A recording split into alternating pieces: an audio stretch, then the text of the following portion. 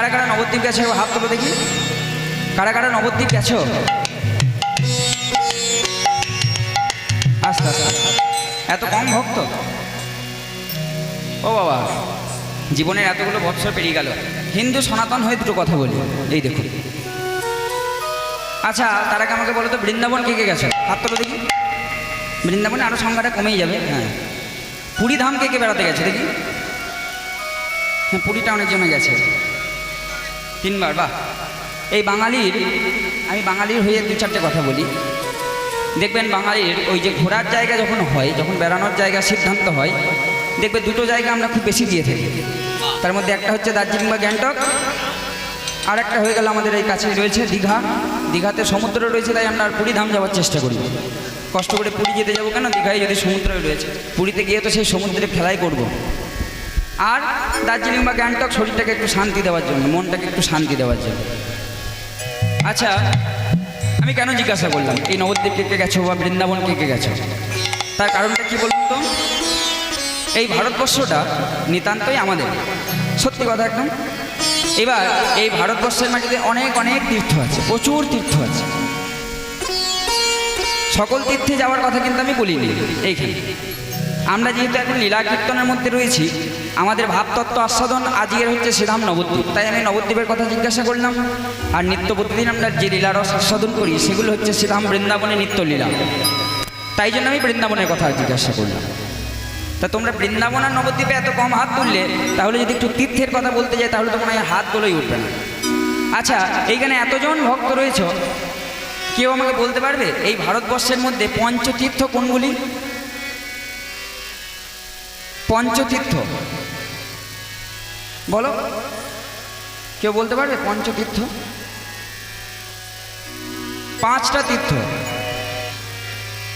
এই সনাতনীদের জায়গা এই ভারতবর্ষে 10 কোটি তীর্থ আছে। কত বললাম? 10 কোটি। এবার আমাদের এই মনুষ্য জীবন, যা কিনা 50 থেকে 60 বছর বা 60 থেকে 70 বছর, বা আরেকটু যদি বাড়িয়ে দেওয়া হয় 70 থেকে 80 বছর, এইটুকু জীবনকালে আমরা ওই 10 কোটি তীর্থ ঘুরে শেষ করতে পারব না। যার জন্য শাস্ত্রজ্ঞ যারা পণ্ডিত ছিলেন, তারা বহুকাল পূর্বে আমাদের এই ঘোরার জায়গাটাকে ছোট্ট করে দিয়েছিলেন। কোথায় না, এই যে 10 কোটি তীর্থকে ছোট্ট করে 5টা জায়গার মধ্যে আবদ্ধ করলেন, পঞ্চতীর্থ নামকরণ করা হলো।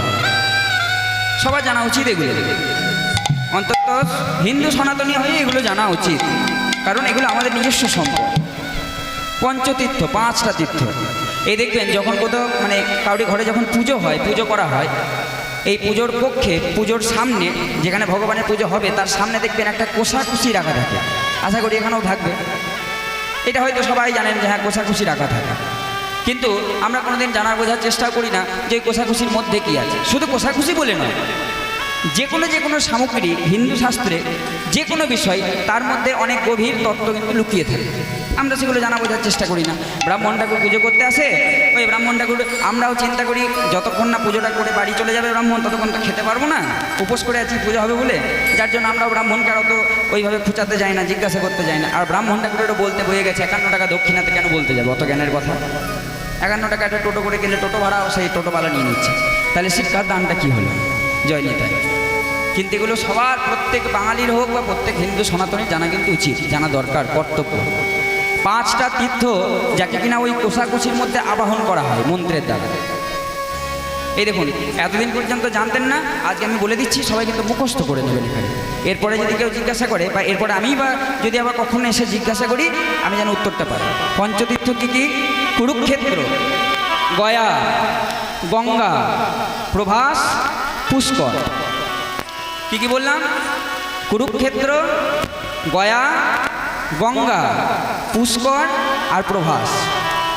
ছোট্ট ছোট্ট করে বলে দিচ্ছি। দেখো, কুরুক্ষেত্র এইটাকে পঞ্চতীর্থের মধ্যে প্রধান তীর্থ, প্রথম তীর্থে রাখা হলো, প্রথম স্থানে। কেন না, আমরা সকলেই জানি এই কুরুক্ষেত্র হলো ধর্মক্ষেত্র, এটা ধর্মের জায়গা। এখানে শ্রী ভগবান নিজের ধর্মের প্রতিষ্ঠা করেছিলেন। তার প্রমাণটা কি? এখানে ভগবান তার সত্য ভাষণ বলেছিলেন। শ্রী ভগবানের 2 প্রকার ভাষণ হয়। কি হচ্ছে গো? জয় নিতাই। ভগবানের 2 প্রকারের ভাষণ হয়, একটা হচ্ছে মিষ্ট ভাষণ আর একটা হচ্ছে সত্য ভাষণ। ভগবানের মিষ্ট ভাষণ হচ্ছে ভাগবত, আর ভগবানের সত্য ভাষণ হচ্ছে ভাগবত গীতা। এইবার এই কুরুক্ষেত্রের মাটিতে আমরা সকলেই জানি এই যে ভগবানের সত্য ভাষণ গীতা, এই গীতার বাণী বলা হয়েছিল। কাকে বলেছিলেন? অর্জুনকে। এই কুরুক্ষেত্রকে ধর্মক্ষেত্র বলা হয়। গীতার প্রথম শ্লোকটাই আমরা প্রথম দুটো অক্ষরই পাই, ধর্মক্ষেত্রে কুরুক্ষেত্র। তাহলে কুরুক্ষেত্রকে বলা হলো ধর্মক্ষেত্র। এখানে ভগবান তার সত্য ভাষণ বলেছিলেন। এই কুরুক্ষেত্রকে এই পঞ্চতীর্থের মধ্যে প্রথম স্থানে রাখা হলো। এই কুরুক্ষেত্রে আরেকটা বিষয়ও হয়েছিল, এটাও অনেক কম লোক জানে। দেখবেন কুরুক্ষেত্রে ওই আমাদের উত্তরপ্রদেশ যখন বাসে ভ্রমণ করানো হয়, বাস যায় 18 থেকে 20 দিনের জন্য, তখন এই কুরুক্ষেত্রে যে জায়গাটায় যুদ্ধ হয়েছিল, যে মাঠটাতে, সেই মাঠটা কিন্তু বেড়াতে নিয়ে যাওয়া হয়। কিন্তু এই দেখুন তার পাশে এই কুরুক্ষেত্রে আরেকটা দেখার জিনিস আছে, সেটা হলো এই কুরুক্ষেত্রের মাটিতে ওই চতুর্মুখ ব্রহ্মা তিনি শতাধিক যজ্ঞ করেছিলেন। শতাধিক, শত সহস্র, মতান্তে 100 যজ্ঞ করেছিলেন। সেই যজ্ঞকুণ্ড কুরুক্ষেত্রের মাটিতে আজও বর্তমান। মানুষ যখন বেড়াতে যায়, তীর্থ করতে যায়, তখন ওই যজ্ঞকুণ্ডের মাটি একটু একটু করে খনন করে নিজেদের বাড়িতে নিয়ে আসে, যাতে বাড়ির পূর্ণ লাভ হয়। এই যে মাটি ঘুরতে ঘুরতে নিয়ে আস্তে আস্তে আস্তে আস্তে এখন যদি কেউ যাও বা এখন যদি কেউ যান, দেখতে পাবেন ওই যে যজ্ঞকুণ্ড, সেটা যখন যজ্ঞ হয়েছিল তখন হয়তো ছোট্ট ছিল, কিন্তু এখন গেলে দেখা যাবে প্রায় 1.5 কিলোমিটার বাই 1.5 কিলোমিটার এত বড় একটা জায়গা নিয়ে ওই যজ্ঞকুণ্ডটা এখন রয়েছে। আগে তার নাম ছিল না, কিন্তু বর্তমানে তার একটা নামকরণও করা হয়েছে। ওই কুণ্ডটার নাম হলো ব্রহ্ম সরোবর। তাহলে প্রথম তীর্থ আমাদের হয়ে গেল কি না? কুরুক্ষেত্র। এরপরেই তীর্থের স্থান দেওয়া হলো গয়া। গয়া নিয়ে আমি বেশি কিছু বলবো না, গয়াটা কম বেশি সকলেই জানো।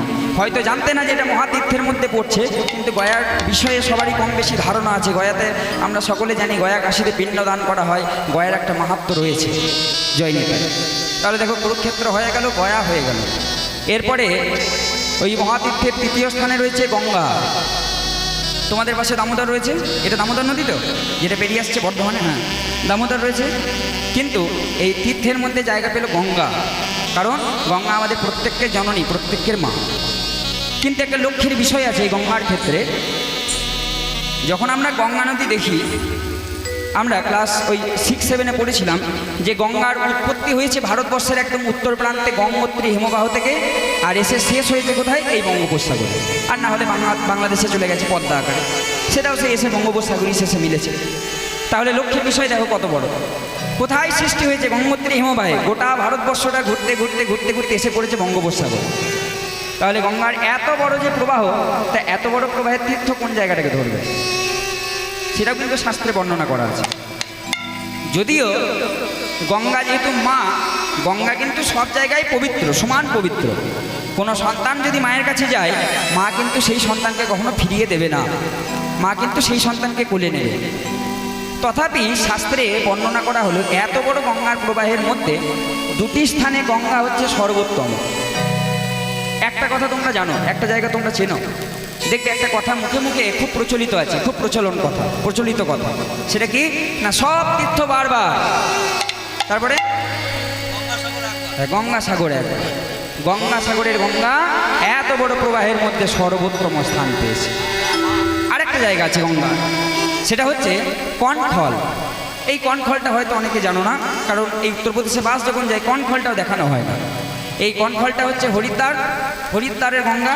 এই হরিদ্বারের গঙ্গা থেকে যদি উত্তর দিকে যাওয়া যায়, এই 7 থেকে 8 কিলোমিটার কি 10 কিলোমিটার, ওই উত্তরের দিকে গেলে এই জায়গাটা পাওয়া যায়, কনখল। এই কনখলের গঙ্গাটা সর্বোত্তম, সব থেকে পবিত্র। এই কনখলে এই গঙ্গার পবিত্র ছাড়া আরেকটি ঘটনাও ঘটেছিল। এই কনখলে রয়েছে সতীর বাপের বাড়ি। সতী দেহত্যাগ করেছিল। সতীর পিতা ছিল দক্ষ রাজা। ওই দক্ষ রাজা যজ্ঞ করেছিল এখানে, যেখানে সতী দেহত্যাগ করেছিল, যেখানে বাবা মহেশ্বর ওই সতীর দেহকে নিজ কাঁধে নিয়ে নৃত্য করেছিল।